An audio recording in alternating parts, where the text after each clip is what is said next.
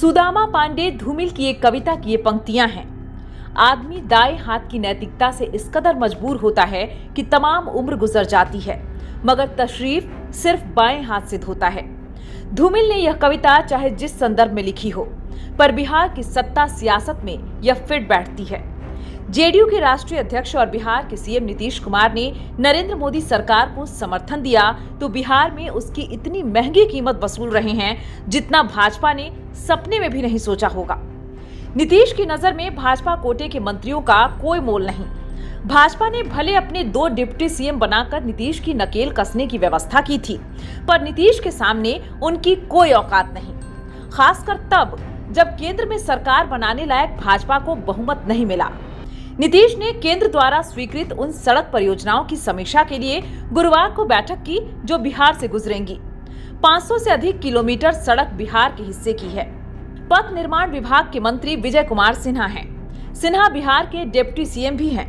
आश्चर्य की बात है कि विजय सिन्हा को न विभागीय मंत्री के नाते बैठक में बुलाया गया और न डिप्टी सीएम की हैसियत से ही नीतीश ने उनकी जरूरत महसूस की।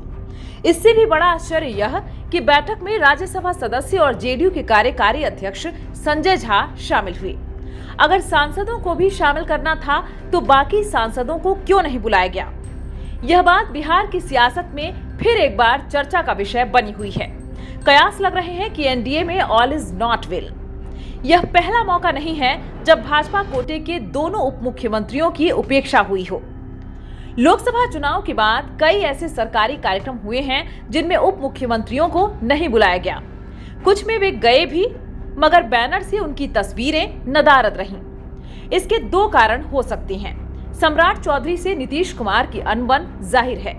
विजय सिन्हा से भी नीतीश विधानसभा में उलझ गए थे जब वे स्पीकर थे। जिन दिनों नीतीश कुमार गठबंधन के साथ सरकार चला रहे थे, सम्राट चौधरी ने बहैसियत भाजपा अध्यक्ष नीतीश को सीएम की कुर्सी से उतारने तक मुरैठा बांध रखा था। हालांकि नीतीश कुमार जब एनडीए में लौट आए और लोकसभा चुनाव में भाजपा को बहुमत नहीं मिलने पर नीतीश के साथ की जरूरत पड़ी तो सम्राट के सुर बदल गए। भाजपा में सबसे पहले उन्होंने ही कहा कि नीतीश के नेतृत्व में ही भाजपा अगला विधानसभा चुनाव लड़ेगी। संभव है कि नीतीश के मन में अब भी यह बात बैठी हो।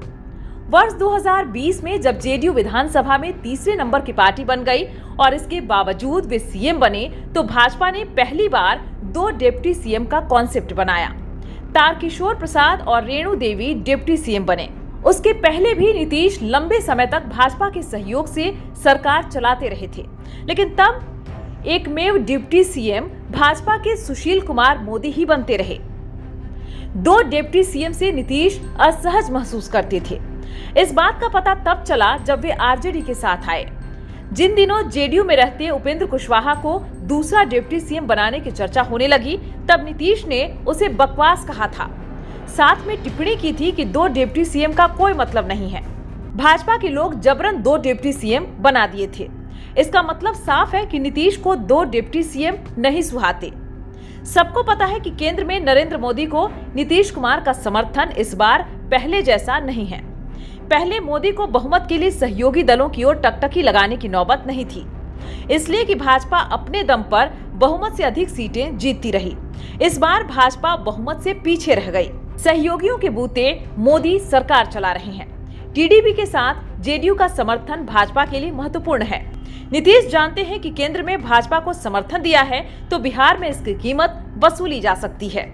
केंद्र में नीतीश भाजपा की हर बात मानते रहे हैं। राज्यसभा चुनाव का मामला हो या मंत्री बनाने और उनके विभाग का, नीतीश ने नरेंद्र मोदी को खुली छूट दी। स्पीकर, डिप्टी स्पीकर के चयन में भी नीतीश ने चूं चपड़ नहीं किया। बिहार में नीतीश कुमार 2010 के रुतबे में अब रहना चाहते हैं। संभव है कि इसी ऐंठ में उन्होंने पथ निर्माण विभाग की समीक्षा बैठक में विभागीय मंत्री को न बुलाया हो। विभाग ही है। पहले भी कई ऐसे कार्यक्रम हुए हैं जिनमें किसी डिप्टी सीएम की मौजूदगी नहीं रही।